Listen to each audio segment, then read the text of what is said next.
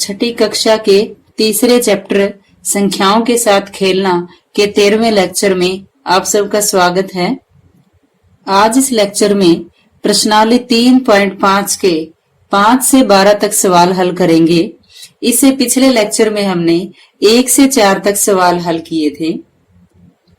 पांचवा सवाल, 5 अंकों की सबसे छोटी संख्या लिखिए और उसे अभाज्य गुणनखंडन के रूप में भी व्यक्त कीजिए। कितने अंकों की संख्या लेनी है हमें? 5 अंकों की। और कैसी संख्या लेनी है? सबसे छोटी संख्या। तो 5 अंकों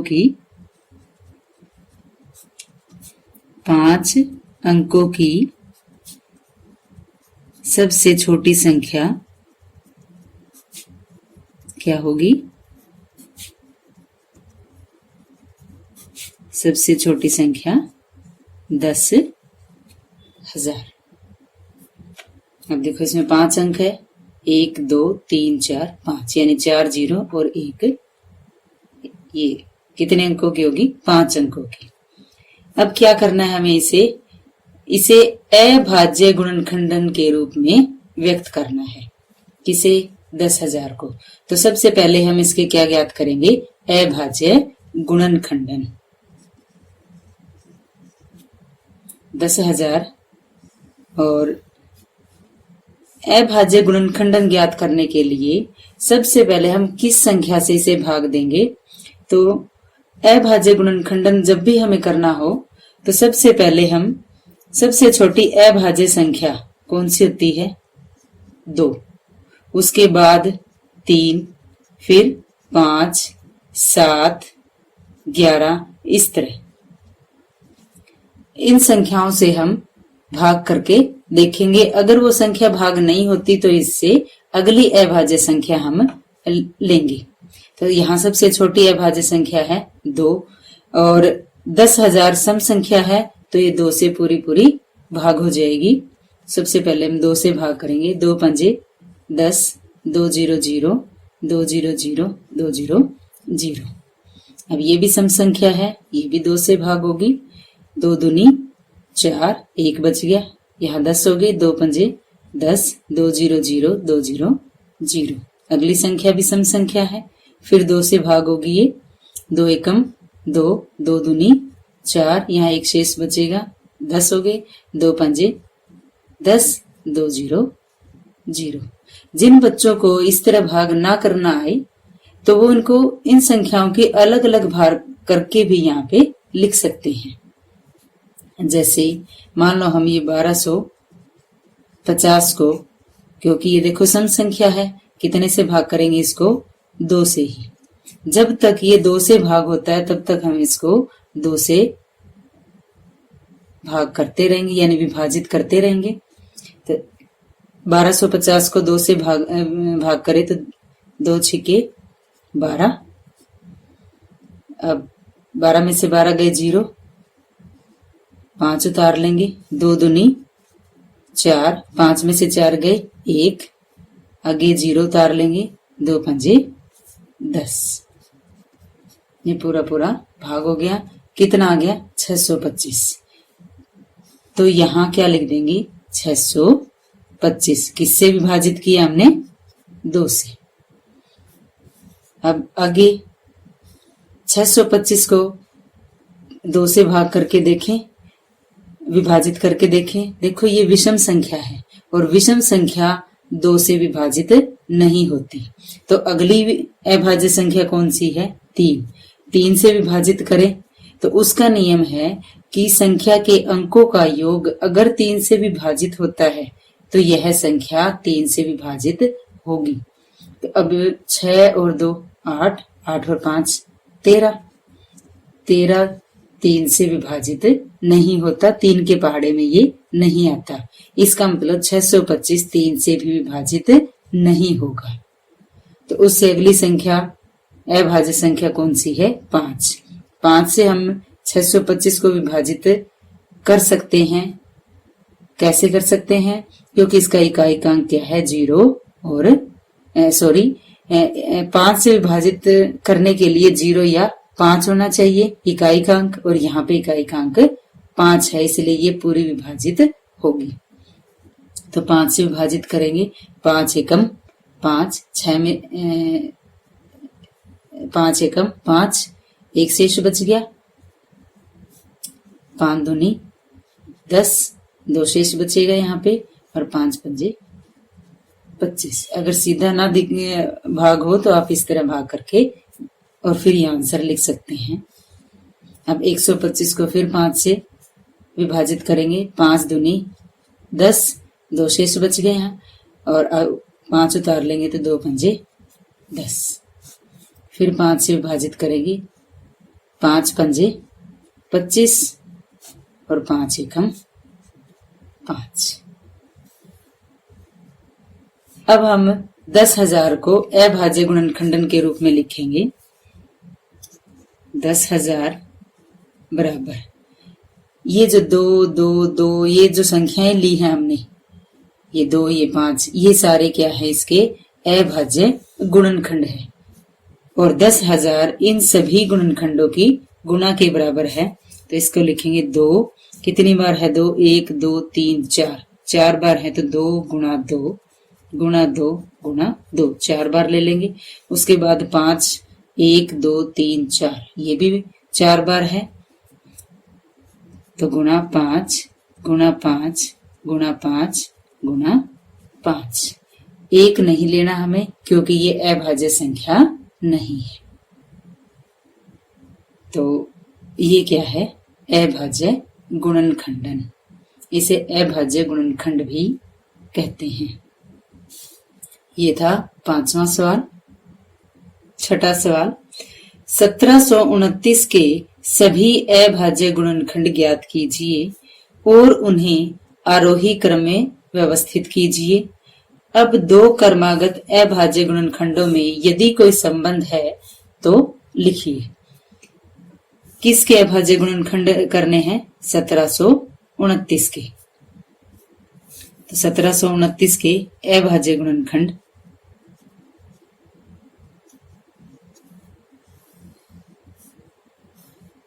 1729 को सबसे पहले किससे भाग करेंगे हम। देखो 1729 क्या है, विषम संख्या है। इसका मतलब पहली जो अभाज्य संख्या 2 है उससे तो विभाजित नहीं होगा, तो उससे अगली अभाज्य संख्याएं 3 5 7 11 13, 13 के बाद 17 19, इनमें से देखेंगे। अब 2 से विभाजित नहीं होती क्योंकि ये विषम संख्या है। 3 से विभाजित करके देखें तो इसके लिए हम इसके अंकों का योग करेंगे। 7 और 1, 1 और 7 8, 8 और 2 10, और 10 और 9 19। 19 3 से विभाजित नहीं होता है, तो ये संख्या 3 से विभाजित नहीं होगी। ये 5 से भी विभाजित नहीं होगी क्योंकि इकाई का अंक यहाँ पे 9 है, वो 0 या 5 होना चाहिए। 7 से 1729 को 7 से विभाजित करके देख लेते हैं। 7 दूनी 14, 7 में से 4 गए 3, 1 में से 1 गया 0, 2 उतार लेंगे। 7 चौके 28, 12 में से 8 गए 4, 2 में से 2 गए 0, 9 उतार लेंगे। 7 7 49, पूरा पूरा विभाजित हो गया ये। तो किससे भाग हुआ, विभाजित हुआ 7 से। तो सबसे पहले 7 और भागफल कितना है 247। अब 247 क्या 7 से विभाजित होगा, ये विभाजित करके देखते हैं। 7 से 7 दिए 21, 4 में से 1 गए 3, 7 उतार लेंगे और 7 पंजे 35, 2 शेष बच गया। ये पूरा विभाजित नहीं हुआ तो 7 से नहीं होगा। अगली संख्या अभाज्य क्या है 11। 11 से हम 247 को विभाजित करेंगे, ये विभाजित होती है या नहीं। 11 दूनी 22, 4 में से 2 गए 2, 7 उतार लेंगे, 7 दूनी 22। यहाँ भी क्या है, शेष बचता है। अगली अभाज्य संख्या क्या है, 13। 13 से इसको विभाजित करके देखते हैं। 247 को 13 एकम 13, 4 में से 3 गए, 1, 2 में से 1 गया, 1, 7 उतार लिया, 13 नी में 117, पूरा विभाजित हो गया ये 13 से। और कितना आया भागफल, 19। अब आगे 19 क्या है, ये अभाज्य संख्या है, ये 19 से ही विभाजित होगी, तो 19 एकम 19। ये क्या है, 1729 के अभाज्य गुणनखंड। तो 1729 बराबर, अब इन क्या करेंगे, अब हम ये जो अभाज्य गुणनखंड है 1729 के, इनकी गुणा के रूप में 1729 को लिख देंगे। तो यानी 7 गुणा 13 गुणा 19, 1 को नहीं लेंगे हम क्योंकि अभाज्य संख्या नहीं है। अब अगला है, आरोही क्रम में व्यवस्थित कीजिए उन्हें, यानी अभाज्य गुणनखंड। ये 7, 13, 19 ये 1729 के अभाज्य गुणनखंड है और इसे किस रूप में लिखना है, इसे आरोही क्रम में लिखना है। आरोही क्रम का मतलब होता है बढ़ता हुआ क्रम, चढ़ता हुआ क्रम। अब देखो 7, 7 के बाद 13, 13 के बाद 19, तो यानी चढ़ता क्रम है, ये आरोही क्रम में पहले से ही व्यवस्थित है। अब 2 क्रमागत अभाज्य गुणनखंडों में यदि कोई संबंध है तो लिखिए। 2 क्रमागत, क्रमागत का मतलब होता है लगातार, यानी 2 लगातार अभाज्य गुणनखंडों में अगर कोई संबंध है तो लिखिए। अब 2 लगातार गुणनखंड कौन से हैं, 7 और 13, 13 और 19।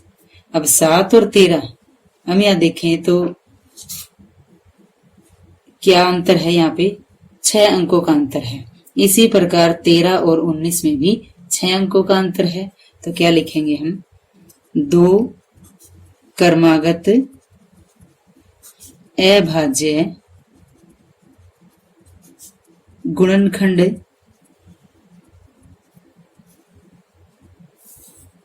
गुणनखंडों में 6 का अंतर है।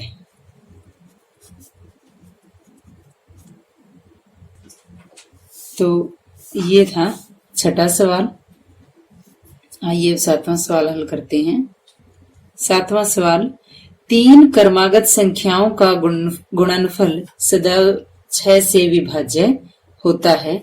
इस कथन को कुछ उदाहरणों की सहायता से स्पष्ट कीजिए। कैसी संख्याओं का गुणनफल, 3 क्रमागत संख्याओं का गुणनफल किससे विभाजित होता है, हमेशा 6 से। तो इसके लिए कुछ उदाहरण ले लेते हैं।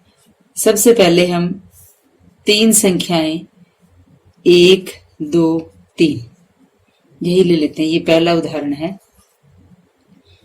अब इन तीनों संख्याओं का देखो, तीनों लगातार है, क्रमागत है। इनका गुणनफल क्या होगा इनका, तीनों का 1 गुणा 2 गुणा 3, 1 दूनी 2, 2 तिये 6, और 6 क्या है, 6 से विभाजित है, यानी यह है 6 से विभाज्य या विभाजित है। इसी प्रकार दूसरा उदाहरण ले लेते हैं। 3, 4, 5। हम 2, 3, 4 भी ले सकते हैं। कोई भी 3 संख्याएं जो लगातार हो वो हम ले सकते हैं। तो इनका गुणनफल क्या होगा, गुणनफल 3 गुणा 4 गुणा 5, 3 चौके 12, 12 पंजे 60। यह भी क्या है, 6 से विभाज्य है, यानी 60 भी 6 से पूरा पूरा भाग होता है। एक और उदाहरण ले लेते हैं।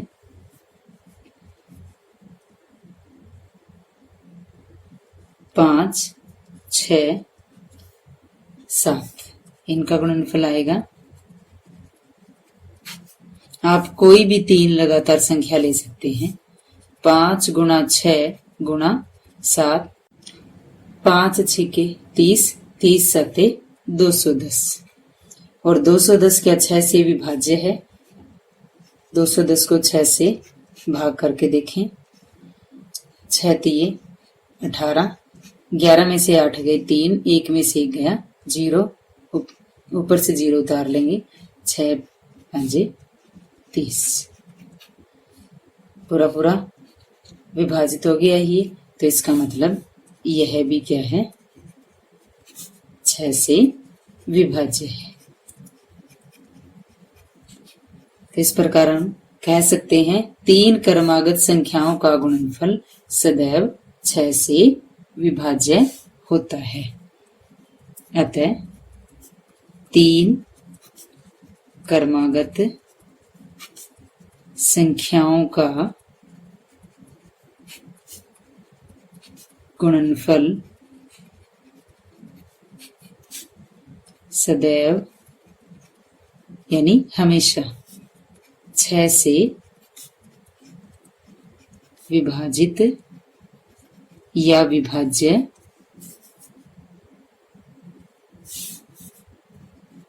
होता है।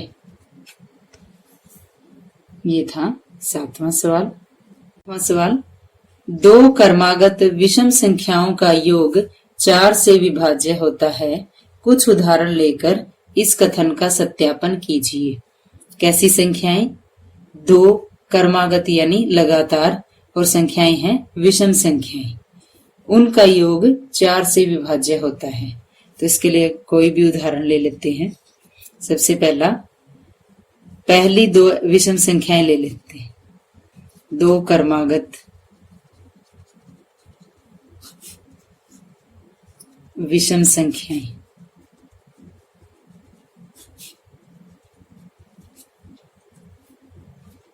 एक और 3, ये 2 संख्याएं ले ली। इनका योग क्या होगा? 1 जमा 3 4, और 4 क्या है? 4 से पूरा पूरा भाग होता है, तो यह 4 से विभाज्य है।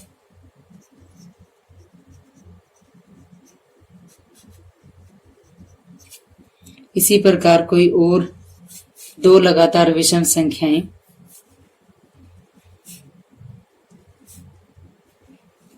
विषम संख्याएं जैसे 11 और 13 ले लेते हैं।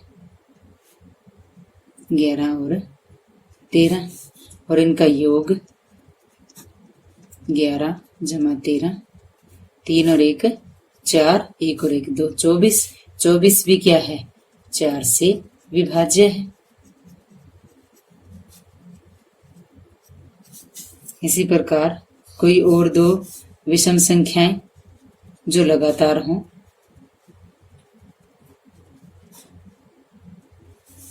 जैसे 31 और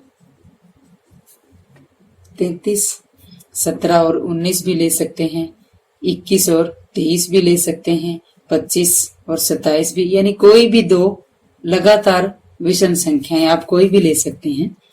3 और 1 4, 3 और 3 6 और 64 4 से विभाजित होता है या नहीं? भाग करके देख लो। 4 एकम 4, 6 में से 4 गए 2, 4 उतार लेंगे। 4 छिके 24, यानी ये 4 से विभाजित है। तो यह भी क्या है? यह 4 से विभाज्य है। इसका मतलब यानी 2 क्रमागत विषम संख्याओं का योग हमेशा क्या होता है? 4 से पूरा पूरा भाग होता है। तो यह कथन सत्य है। आइए अब 9वां सवाल हल करते हैं। 9वां सवाल, निम्न में से किन व्यंजकों में अभाज्य गुणनखंडन किए गए हैं? कैसे गुणनखंडन? अभाज्य गुणनखंडन। या अभाज्य गुणनखंड के रूप में लिखा हुआ है। यहाँ 4 भाग दिए हुए A, B, C, D। तो इसमें यह बताना है अभाज्य गुणनखंड के रूप में किसे लिखा गया है। तो अभाज्य गुणनखंड का मतलब जिसमें सिर्फ और सिर्फ अभाज्य संख्याओं की या अभाज्य गुणनखंड की गुणा हो। तब 24 को देखें पहले, इसमें क्या है 2 गुणा 3 गुणा 4। 24 को लिखा हुआ है 2 गुणा 3 गुणा 4। 2 भी अभाज्य संख्या है, 3 भी अभाज्य संख्या है, लेकिन 4 अभाज्य संख्या नहीं है। यह अभाज्य संख्या या गुणनखंड नहीं है। तो इसका मतलब 24 अभाज्य गुणनखंडन के रूप में नहीं है। अतः यह अभाज्य गुणनखंडन नहीं है।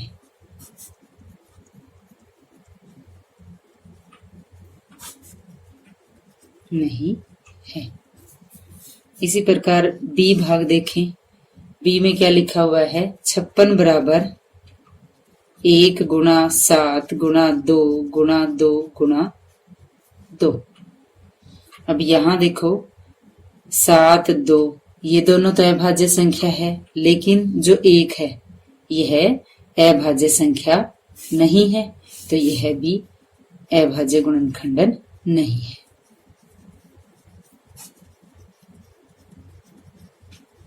गुणनखंडन या गुणनखंड एक ही बात है, ये नहीं है। इसी प्रकार सी भाग। सी में क्या दिया हुआ है 70 बराबर 2 गुणा 5 गुणा 7। तो 2 5 7 तीनों ही क्या है अभाज्य संख्याएं हैं, तीनों ही अभाज्य गुणनखंड है। तो अतः यह अभाज्य गुणनखंडन है। गुणनखंडन है, यानी अभाज्य संख्याओं की गुणा ही क्या है अभाज्य गुणनखंडन। चौथा भाग 54 बराबर 2 गुणा 3 गुणा 9। अब यहाँ पे 2 अभाज्य संख्या है, 3 भी अभाज्य संख्या है, लेकिन जो 9 है यह अभाज्य संख्या नहीं है।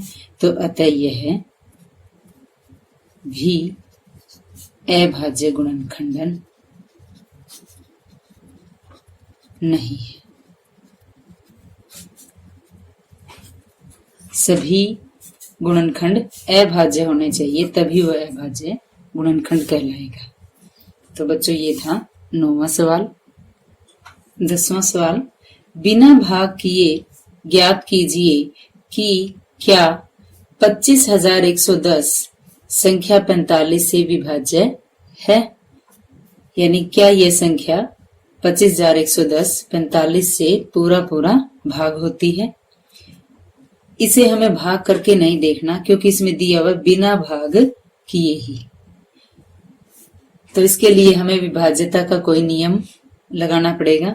यहाँ हमें संकेत भी दिया हुआ है 5 और 9 सह अभाज्य संख्याएं हैं। दी हुई संख्या की 5 और 9 से विभाज्यता की जांच कीजिए। अब 5 और 9 ही क्यों लिया? अब देखो 5 और 9 इन दोनों की जब हम गुणा करते हैं तो वो कितना आएगा 45, जिससे कि हमें इसकी विभाज्यता की जांच करनी है। अब यहाँ पे एक विभाज्यता का नियम है, यदि कोई संख्या 2 सह अभाज्य संख्याओं से विभाज्य हो।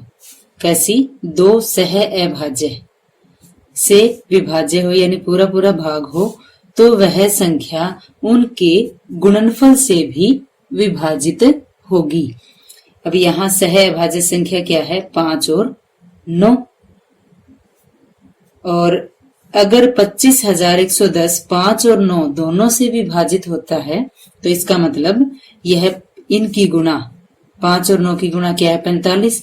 45 से भी 25,110 पूरा पूरा भाग हो जाएगा। तो हम किसकी विभाज्यता की जांच करेंगे 5 और 9 की। संख्या क्या दी हुई है हमें 25,110। अब 5 से विभाज्यता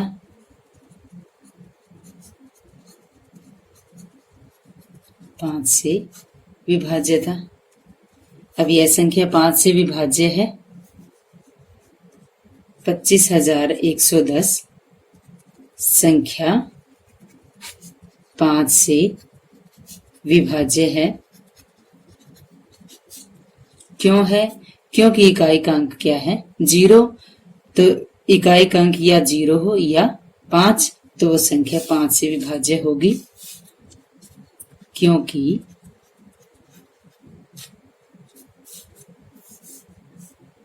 इसका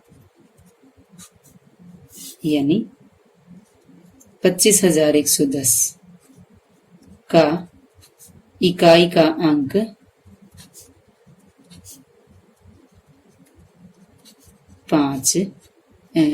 0 है। तो ये 5 से विभाजित हो गई है। अब अगला है 9 से विभाज्यता। 9 से विभाज्यता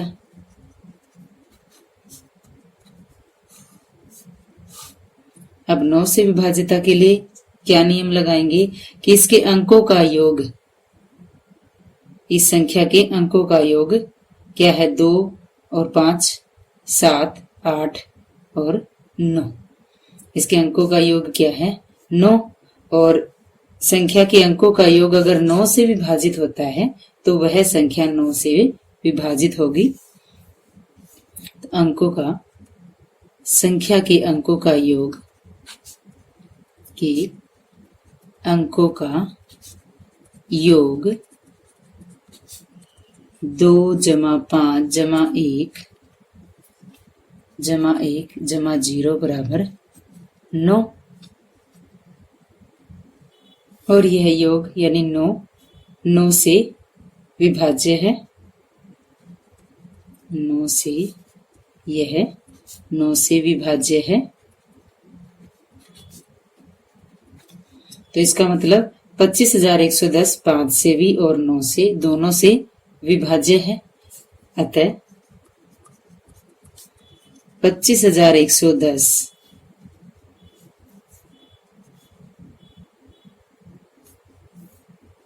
45 जो कि 5 और 9 का क्या है गुणनफल है, से भी विभाज्य होगी। ये था बच्चों बिना भाग किए हुए विभाज्यता की जांच करना। 11वां सवाल, संख्या 18 2 और 3 दोनों से विभाज्य है। यह 2 × 3 बराबर 6 से भी विभाज्य है। तो 6 से 18 विभाजित होती है। इसी प्रकार एक संख्या 4 और 6 दोनों से विभाज्य है। तो क्या हम कह सकते हैं कि वह संख्या 4 × 6 यानी इनके गुणनफल 24 से भी विभाज्य होगी? यदि नहीं तो अपने उत्तर की पुष्टि के लिए एक उदाहरण दीजिए। देखो बच्चों यहाँ पे 18 क्या है 2 और 3 दोनों से विभाजित होती है, और 2 तथा 3 इनकी जब हम गुणा करते हैं तो वो क्या आएगा 6, और ये 6 से भी विभाजित होती है। क्या कारण है इसका? इसका कारण ये है कि 2 और 3 दोनों ही क्या है, संख्या 2 तथा 3 दोनों ही अभाज्य संख्याएं हैं। अभाज्य संख्याएं, सह अभाज्य, वैसे भी अभाज्य हैं ये, और इन्हें हम सह अभाज्य भी कह सकते हैं, संख्याएं हैं। और इससे पहले सवाल में हमने ये नियम पढ़ा था कि यदि कोई संख्या दो सह अभाज्य संख्याओं से विभाजित हो तो वह उनके गुणनफल से भी विभाजित होगी। यहाँ 2 और 3 दोनों ही सह अभाज्य संख्याएं हैं और इनकी गुणा 2 तिये 6, तो इसका मतलब 18 6 से भी विभाजित होगी। परंतु 4 तथा 6 संख्या 4 और 6 यह दोनों सह अभाज्य संख्याएं नहीं है। सह अभाज्य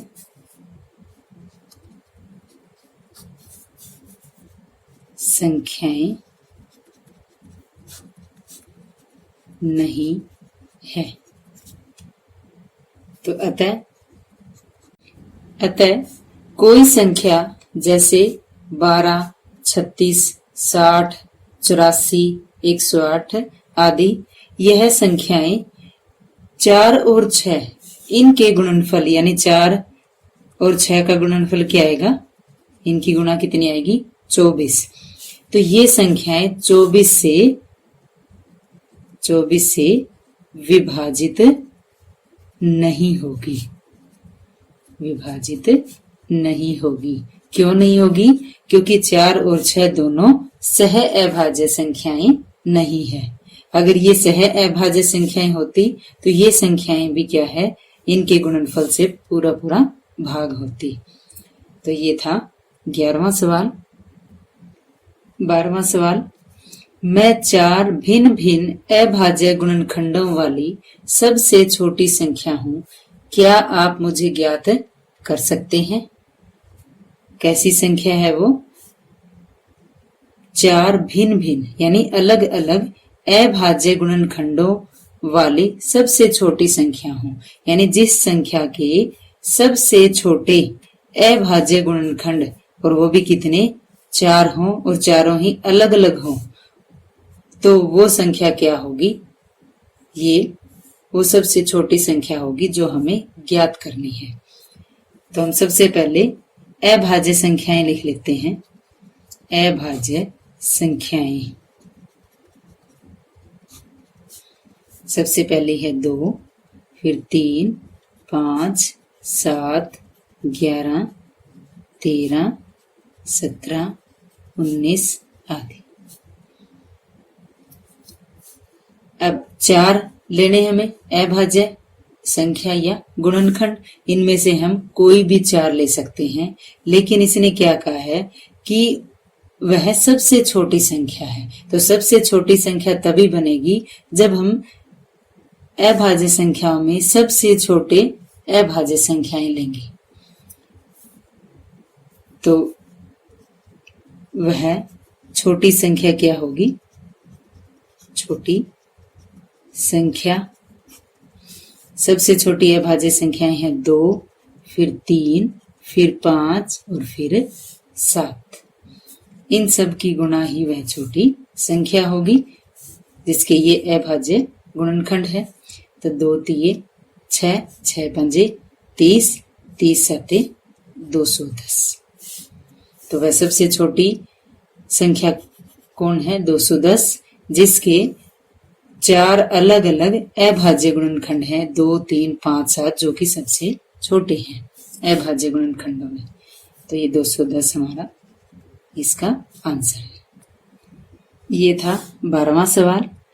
बच्चों, इससे पिछले लेक्चर में प्रश्न नंबर 1 का आखिरी भाग वो गलती से रह गया था, तो वो इसी लेक्चर में हम हल करेंगे। पहले सवाल का आई भाग, यदि कोई संख्या 2 संख्याओं के योग को पूरी तरह विभाजित करती है तो वह उन दोनों संख्याओं को अलग अलग भी विभाजित करेगी।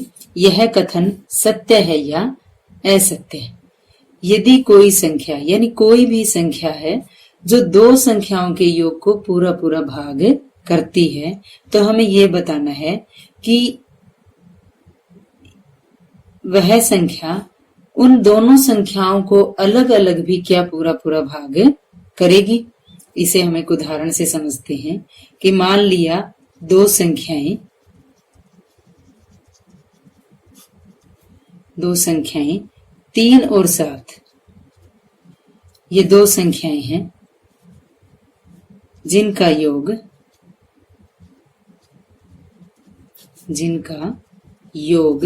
कितना होगा? 3 और 7 का योग 10, जिनका योग क्या है? 10, और ये 10 2 से विभाज्य है, यानी 2 से पूरा पूरा भाग होती है। तो क्या 2 3 और 7 दोनों को विभाजित करता है? 2 3 और 7 दोनों को विभाजित नहीं करता। तो यहाँ क्या लिखेंगे? परंतु संख्या 2